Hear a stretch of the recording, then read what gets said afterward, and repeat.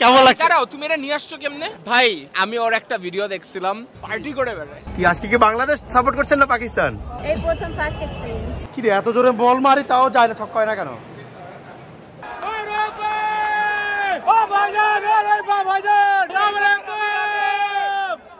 Hey guys, আসসালামু আলাইকুম। দেখতে দেখতে কলকাতা, এটা আমার ডে 4 আর আজকে যাচ্ছি বাংলাদেশ ভার্সেস পাকিস্তানের ম্যাচটা দেখার জন্য। এটা নিয়ে খুব এক্সাইটেড, কারণ এর আগে ছিল নেদারল্যান্ড, তেমন একটা উত্তেজনা ছিল না। যেহেতু পাকিস্তান সাথে খেলা, এটার জন্য একটা উত্তেজনা, এবং আমি আশা করছি যে আজকে বাংলাদেশ ভালো করবে, এটা আমার মনের আত্মবিশ্বাস। এখন বাকিটা হচ্ছে যে পুরো টিমের উপর এবং কেমন খেলছে তারা। আর এখন আমরা কলকাতা সেই ঐতিহাসিক ট্যাক্সি করে, যেটা ইয়েলো ট্যাক্সি নামে পরিচিত, ওই ইয়েলো ট্যাক্সি করে আমরা যাচ্ছি ইডেন গার্ডেন। তো চলুন যাওয়া যাক, একেবারে ইডেন গার্ডেন গিয়ে দেখা হচ্ছে।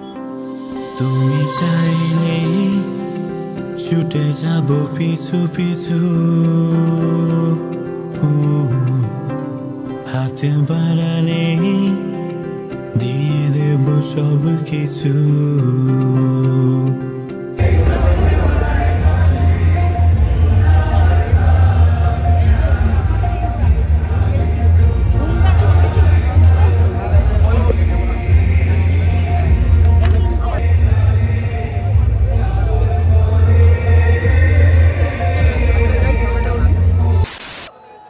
তো গাইস, ফাইনালি আবারও চলে আসলাম ঐতিহাসিক কলকাতার ইডেন গার্ডেনে পাকিস্তান ভার্সেস বাংলাদেশের ম্যাচ দেখার জন্য। আজকে বাংলাদেশ টিম নিয়ে অনেক প্রত্যাশা আছে, ইনশাআল্লাহ বাংলাদেশ টিম আজকে জিতবে। আর আমি জাস্ট এক্সাইটেড, এখানে অনেক ইন্ডিয়ান ভাই ব্রাদার পেয়েছি।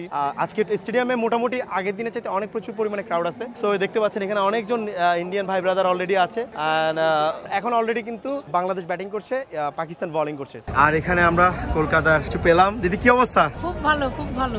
কেমন লাগছে আজকে? ভালো লাগছে। কি আজকে কি বাংলাদেশ সাপোর্ট করছেন না পাকিস্তান? অবশ্যই বাংলাদেশ। বন্ধুর দেশ বাংলাদেশ, এক কথায় বাংলাদেশ। হয়তো দলের মধ্যে এখন প্রবলেম হচ্ছে, সাকিবের উপর অনেক দোষারোপ করছো, কিন্তু এভাবে করো না। সাকিব ভাই নাম্বার 1। দিদি বলো কিছু। একদম এই প্রথম ফার্স্ট এক্সপেরিয়েন্স স্টেডিয়ামে। একদম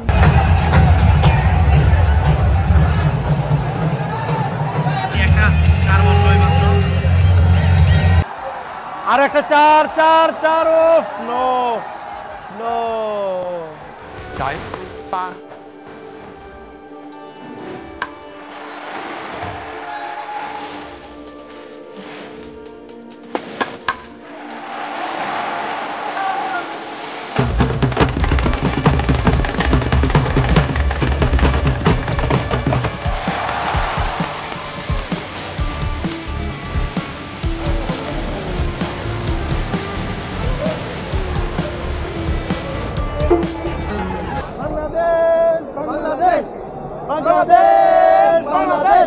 আর এখানে এসে কাকে কাকে পেয়ে গেলাম। কি অবস্থা? পেয়ে গেলাম ফাহিম রে।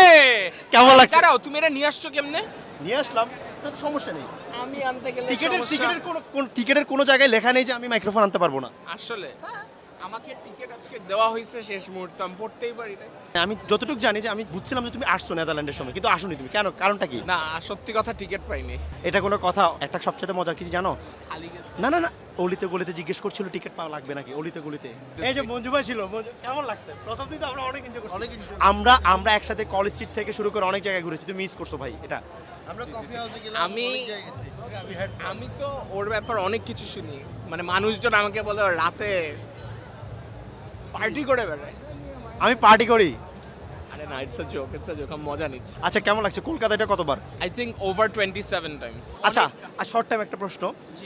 মোটামুটি বাংলাদেশ কিন্তু ওয়ার্ল্ড কাপ থেকে ঝরে গিয়েছে। আজকের ম্যাচ নিয়ে পাকিস্তানের সময়, একটা সময় 1971 এর আগে একটা দেশ ছিল, দেশ ভাগ হয়েছে, একটা সময় ছিল। এখন আজকের যে প্রেক্ষাপট বা প্রেক্ষাপট সম্বন্ধে বাংলাদেশ টিম সম্বন্ধে তোমার কি ধারণা?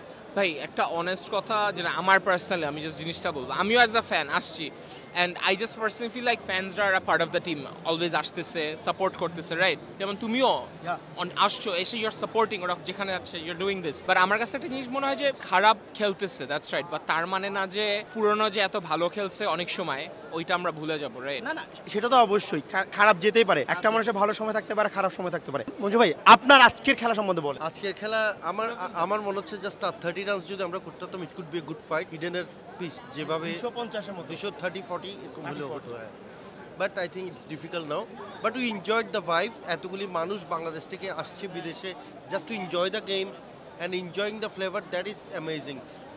আমার কাছে মনে হচ্ছে যে যদি ধরেন আপনার প্রথম 10 ওভারের ভিতরে যদি পাকিস্তানি দুর্গটা ভেদ করতে পারে বা ভাঙতে পারে প্রথম 2-3টা উইকেট, হ্যাঁ কেমন মনে হয় ক্রুশাল কিছু তাহলে কিছু একটা হওয়া still you have chance I think. আমরা যদি খুব ভালো ফিল্ডিং খুব ভালো বোলিং করতে পারি দেন ইউ হ্যাভ চান্স।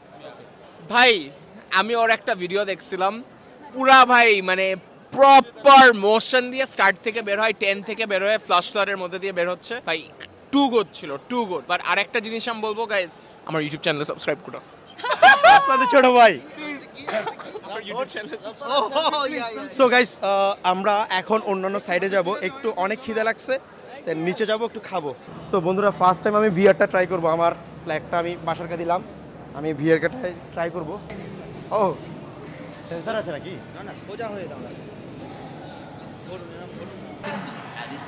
রান কি নিতে হয় না এমনি মারলে হবে? না না রান নিতে হবে না, নেক্সট বল এক জায়গায় দাঁড়িয়েই মার, নেক্সট বল করুন। হ্যাঁ হ্যাঁ ও আচ্ছা নেক্সট বল।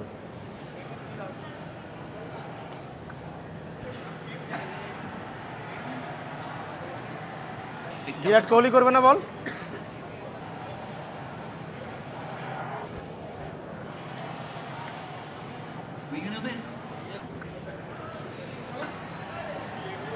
কি রে এত জোরে বল মারি তাও যায় না, ছক্কা হয় না কেন?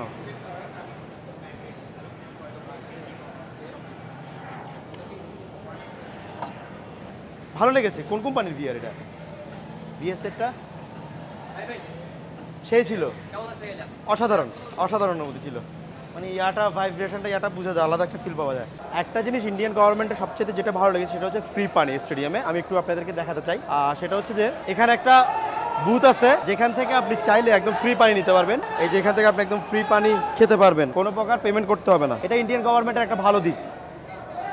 বাস্তব অর্থে বাকি ম্যাচের কি অবস্থা আমি জানি না। কেমন লাগছে বাসার? আমার কাছে আসলে ভালোই লাগতেছে, বাট খেলার জন্য মন খারাপ। খেলার যে অবস্থা, ভাবছিলাম আজকে ম্যাচটা বাংলাদেশ জিততে পারবে, বাট যে অবস্থা দেখতে এখনো কিন্তু সম্ভাবনা ছাড়া না। এখনো কিন্তু মাহমুদুল আর রিয়াদ বিরতিতে একটু খেতে গিয়েছিলাম, প্রচুর খিদে লেগেছে। আর এই মুহূর্তে দেখছি যে অলমোস্ট 227 বলে 140 রান সেই তুলাধুলা হচ্ছে। জানি আজকেও হারবে, কিছু করার নেই। দলের অবস্থা খুবই খারাপ। দিন শেষে এটাই বলতে চাই, হারলেও বাংলাদেশ, জিতলেও বাংলাদেশ। বাংলাদেশ টিম এমন অনেক সময় ছিল যে আমাদেরকে অনেক দুর্দান্ত খেলা উপহার দিয়েছে, হোক শ্রীলঙ্কার সাথে, হোক ভারতের সাথে বা অন্য কোনো দলের সাথে। চমৎকার আমাদের খেলা দিয়ে গিয়েছে। অলরেডি 0 উইকেটে পাকিস্তান 65 রান নিয়ে ফেলেছে। দ্যাট মিনস যেটা ধরা যাচ্ছে যে যেহেতু উইকেট পড়ছে না, দ্যাট মিনস এই খেলাটা আমরা হারছি। তো এটাই আজকের এখান থেকে বিদায় নিচ্ছি। একেবারে আগামীকাল বাংলাদেশ চলে যাব। দেখা হচ্ছে নতুন কোনো সময় নতুন কোনো ব্লগে। ততক্ষণ পর্যন্ত ভালো থাকুন, সুস্থ থাকুন। আল্লাহ হাফেজ।